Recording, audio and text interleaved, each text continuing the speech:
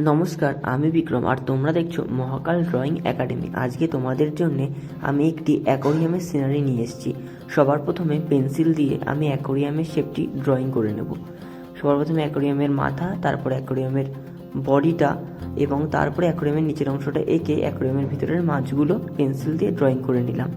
তারপরে আরও একটি মাছ আমি পেন্সিল দিয়ে ড্রয়িং করে নিলাম। এরপর মাছের মুখে কিছু বুদবুদি অ্যাড করে দিলাম। তারপর অ্যাকোয়ারিয়ামের নিচে কিছু পাথর ও শ্যাওলা অ্যাড করে দিয়ে অ্যাকোয়ারিয়ামের নিচের অংশটি ড্রয়িং করে নিলাম।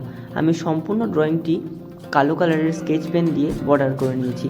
তোমরা চাইলে ব্ল্যাক স্কেচ অথবা 10B পেন্সিল ব্যবহার করতে পারো। আমি সম্পূর্ণ ড্রয়িংটি স্কেচ করার পর ধীরে ধীরে রং করা শুরু করেছি।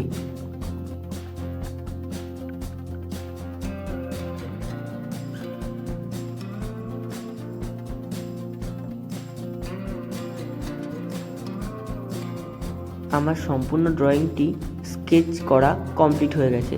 এরপর সবার প্রথমে উপরে অরেঞ্জ, ভার্মিলিয়ান আর রেড দিয়ে ঢাকনাটির রং কমপ্লিট করে নিয়েছি। এরপর আস্তে আস্তে ঢাকনার নিচের অংশটা ব্রাউন রং দিয়ে কমপ্লিট করে নিলাম। এরপর ভিতরের পাথরগুলি রং করলাম ও ভিতরের পাথরগুলি একটি ছায়া দিয়ে দিলাম।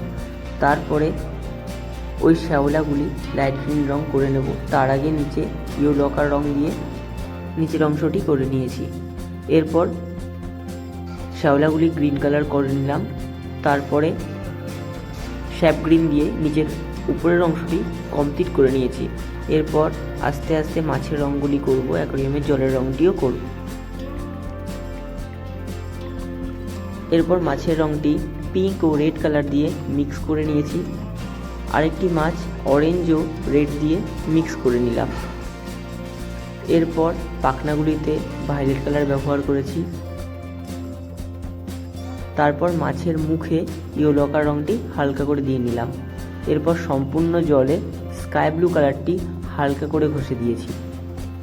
এই ভিডিওটি তোমাদের কেমন লাগলো কমেন্ট করে অবশ্যই জানিও।